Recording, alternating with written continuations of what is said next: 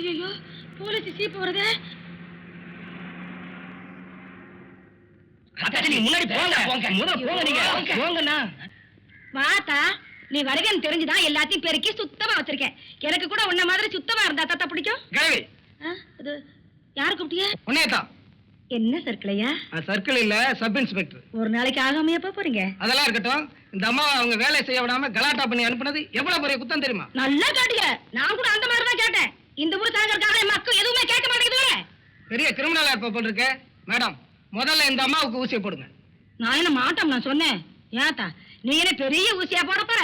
சேலை தைக்கிற மாதிரி முட்டு முட்டு ஊசி போட போற? பயப்படாதா, தைரியமா போடு. நான் தான் சொல்றேன், போடு ஊசியா. யார் இங்க மருது? அவன் தாங்க, நம்ம மருது பாண்டியன். ஒரு கான்ஸ்டபிளை விட்டுட்டு போறேன், நீங்க வேலையை பாருங்க. அந்த மருதுவை நான் கவனிச்சுக்கிறேன். ரொம்ப தேங்க்ஸ். It's all right.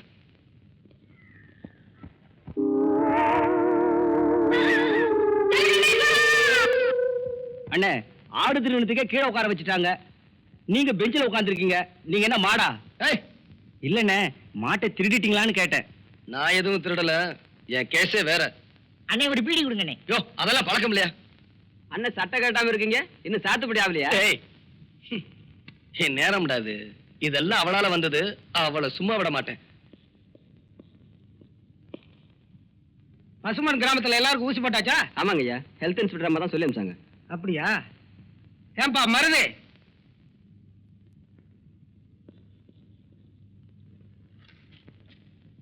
ஏன்பா இனிமையாவது ஒழுங்காயிரு.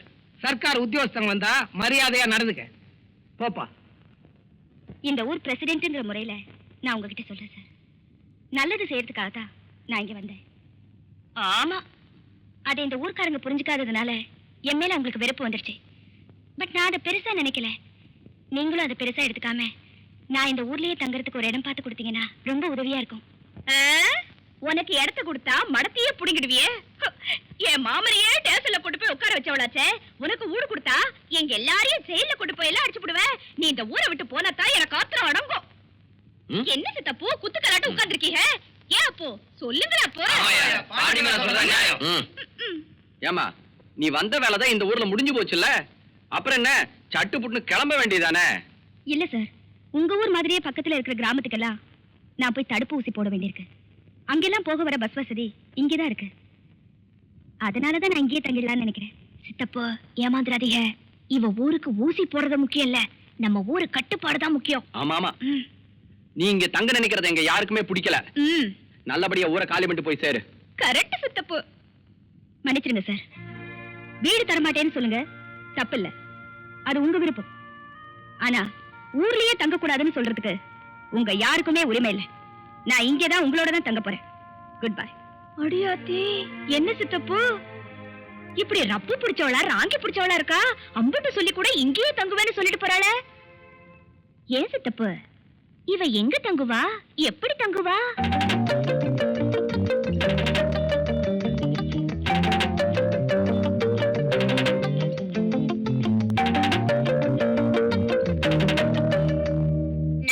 நீ குடுத்து வச்சவன்டா, தப்பிச்சுட்ட. ஏன்டா வளர்த்துச்சல் கொட்டுறீங்க? கை தேங்காய் பண்ண மாதிரி ஊதிக்கிட்டு வலியோ வலியன்னு வலிக்குது. அம்மா குடலிங்க பாப்பா, ஸ்டேஷன்ல இருந்து எப்ப விட்டாங்க மருது? சாயந்தரம் தான் விட்டாங்க. ஆமா, இங்க உட்காந்துருக்கீங்களே, கையில என்ன?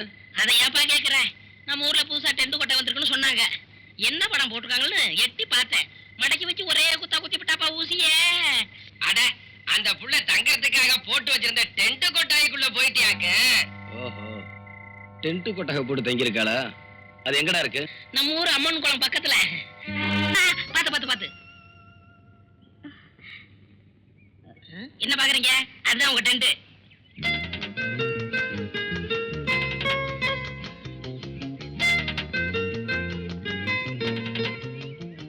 நீங்க ஜாலியா அணுவீங்க, நாங்க போறோம்.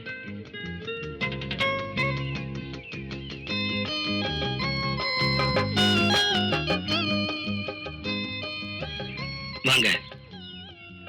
என்ன பாக்குறீங்க? இது உங்க வீடுதான். உள்ள வாங்க வாங்க.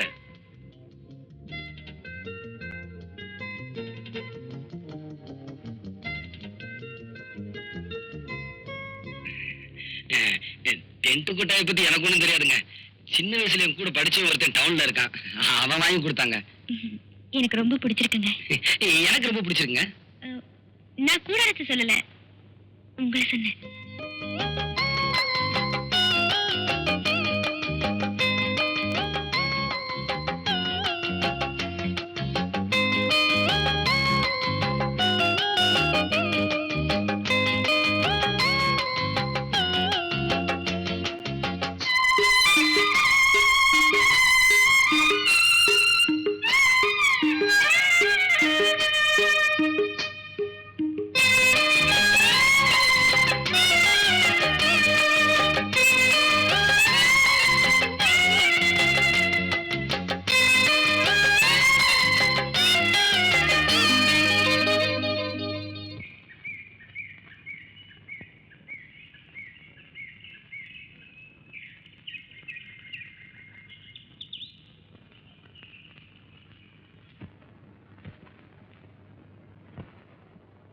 சந்தியா, அடடே நீங்களா?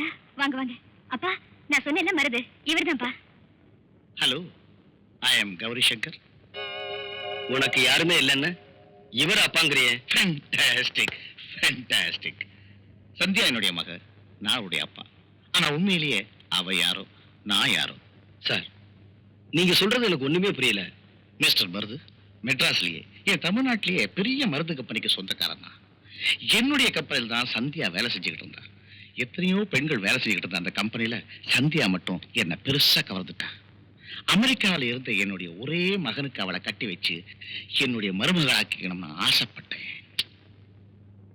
வேண்டாம் வேண்டாம் அவளை கட்டாயப்படுத்தி கல்யாணத்துக்கு சம்மதிக்க வச்சேன். என் மகனுக்கும் சந்தியாவோட போட்டோ அனுப்பி அவனுடைய சம்மதத்தையும் வாங்கினேன். கல்யாணத்துக்கு தேவையான எல்லா ஏற்பாட்டையும் பண்ணேன். கல்யாண நாளும் வந்துச்சு, முகூர்த்த நேரமும் நெருங்கிச்சு. ஆனா ஏன் உங்க பையன் அமெரிக்கால இருந்து வரலையா? வந்தா பாஸ்டர், ஒரு வெள்ளக்கார பொண்டாட்டியோட.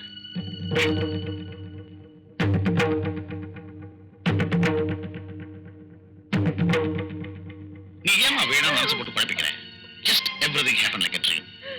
மனது, என் பையனை நான் வீட்டை விட்டே திறந்துட்டேன். மன்னிச்சிருங்க sir.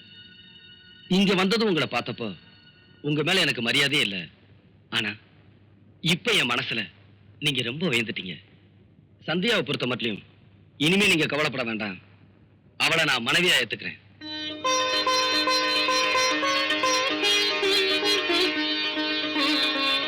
Sandhya, farewell to whisky.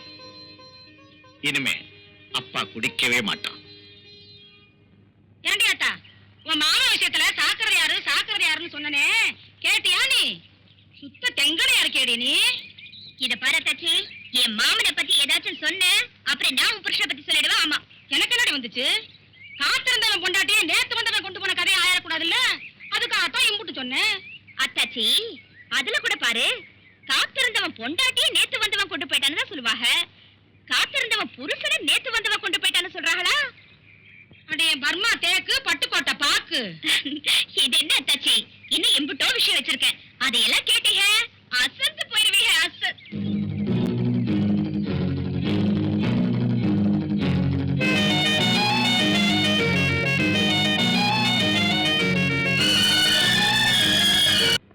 சரி, நான் கடைக்கு போயிட்டு வரேன். ஏங்க, இந்த புது ஜாக்கெட் எப்படி இருக்கு? பிரமாதம்.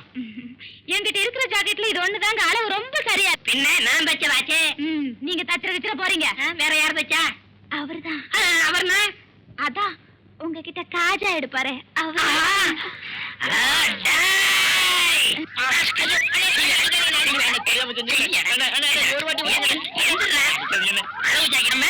அவ்வளவு கச்சிதமா நீ ஜாக்கெட் வச்சிருக்க.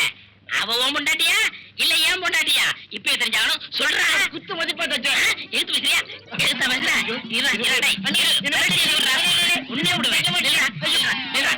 குத்து மதிப்பா தச்சியா? ஆக அவ உடம்ப நீ ரொம்ப நாள் மதிப்பு போட்டிருக்க, அப்படித்தானே? கூசா விட்டு பேசாதீங்க. ஆமா, இத்தனை நேரம் நம்ம விசில எதுல தொடச்சிங்க? என் பொண்டாட்டியோட ஜாக்கெட்ல. இப்ப அண்ணி கொஞ்சம் இழைச்சிருக்காங்கல்ல? ஆமா. முன்னாடி இருந்த அளவை விட கொஞ்சம் குறைச்சு வச்சு தச்சேன்.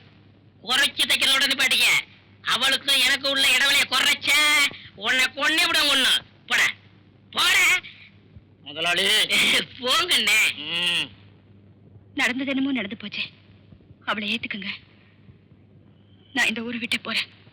சந்தியா, என் கூடவே விழுந்த மீனா என்னை ஏமாத்திட்டா.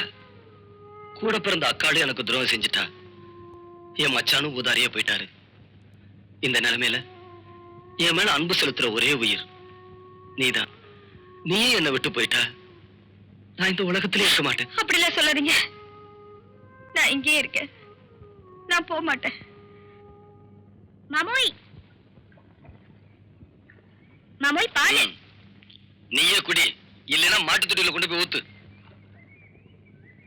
ஏமாமா டவுனுக்கா போறீங்க? மதகுப்பட்டி ஐயர் கடையில அல்வா நல்லா இருக்கும், கொஞ்சம் வாங்கிட்டு வரீங்களா? சாப்பிட்டு ரொம்ப நாள் ஆச்சு. மாட்டுக்கு புண்ணாக்கு வாங்க போறேன், அப்படியே உனக்கு 2 கிலோ வாங்கிட்டு வரேன், அதை தின்னு.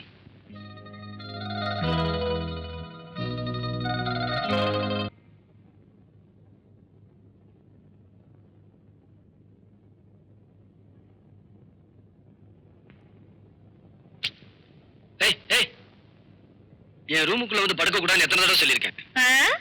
புருஷன் படுக்கிற இடத்துல படுக்காம பொண்டாட்டி வேற எங்க போய் படுப்பாங்களா? ஆமா, அம்மி மிதிச்சு அருந்ததி பார்த்து நடந்த கல்யாணம் கெட்டு போச்சு. பொண்டாட்டி என் பொண்டாட்டி. கடைசியா சொல்றேன், இன்னொரு தடவை என் பொண்டாட்டின்னு சொன்ன நடக்கிறதே வேற.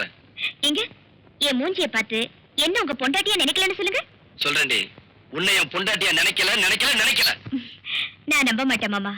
ஏன்னா நீங்க சொல்றது உண்மையா இருந்தா ஒருத்தன் என் கைய பிடிச்சு இழுத்தப்போ எவனோ பிடிச்சு இழுக்கிறான்னு சொல்லி பேசாம விட்டுட்டு போயிருக்க வேண்டியதானே. பாவம், அவனையே போட்டு அம்புட்டு அடி அடிச்சிய.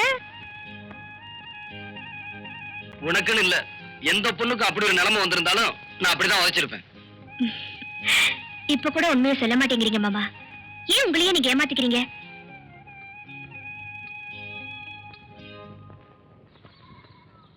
ஏண்டி, நீயும் புருஷனும் சந்தோஷமா இல்லைங்கிறத வெளியே காட்டிக்கிறாம எப்படி உன்னால இருக்க முடியுது? வேற என்ன தச்சு பண்ண சொல்ற? இப்படி கட்டிக்கிட்டது அவங்க தப்பு இல்லையே. எப்படி பார்த்தாலும் குத்தவாளி நான் தானே. சுத்த விவரம் கட்டப்படா இருக்கேடி. இந்த பாருடி, புருஷனை நாம தான் வழிக்கு கொண்டு வரணும். அடப்போ அத்தாச்சி, அவங்கள பத்தி தான் உங்களுக்கு தெரியாதாக்கும். புடிச்சா புடிச்சதுதான் அம்புட்டு ரோசக்காரவங்க. ஆமா, ஆம்பளைக்கு ரோஷத்தை பத்தி எனக்கு தெரியாதா? அடியே, அவங்க விலைக்கு போவாங்க, நாம தான் விரட்டி பிடிக்கணும். இன்னைக்கு ராத்திரிக்கு நான் சொல்ற மாதிரி செய்யு. அப்புறம் பாரு, கருவாட்டு பானைய பூனை சுத்துற மாதிரி உன்னையே சுத்தி வரும். நெசமாவா சொல்றீங்க? சொல்லுங்க அத்தாச்சி. ஒரு வாய் வெத்தலை பாக்க கூடு, எல்லாத்தையும் வடா வரையா புட்டு நீங்க என்ன வேணாலும் கேளுங்க, தரேன்.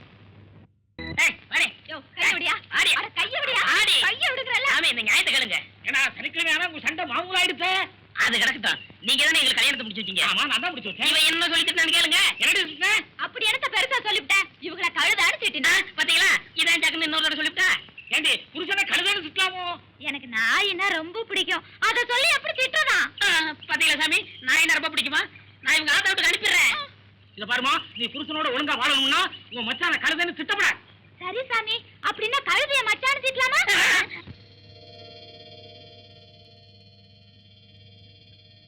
அத்தாச்சி, என்னடி வள்ளிக்கண்ணு? 2 நாளா தலைவலின்னு முனகிக்கிட்டே கிடக்குறா. நானும் எனக்கு தெரிஞ்ச மருந்து மாத்திரை எல்லாம் கொடுத்து பார்த்துட்டேன். தலைவலி குறையறதா காணும். ஏப்பா மருது, நீ என்னப்பா சொல்ற?